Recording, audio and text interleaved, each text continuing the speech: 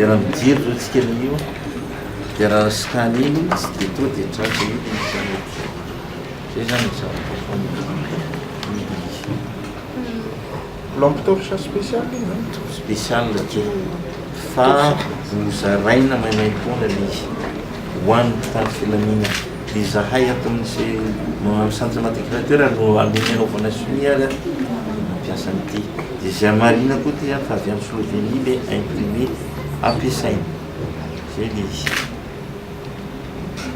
dia asoazy koa zany efa tonga ny fitaovana hivadia biométrique koa ny permis de conduire dia efa ao ambany efa tonga ambany fa atsika ilaina sary le caisse misy an'le ina ty izy le fitaovana anaovana le permis biométrique dia mikosoka le izy zany raha eto voalohana dia avy eo le permis zany efa tena andemy dia azo mpanao gazety any zay fa lasa kely ohatra ny ty lasa kely dia dia azo alefitra fotsotro zao le izy moramora fampiremana azy dina zao mora fampiremana azy anaty amin'ny ankapobeny zany ny mutation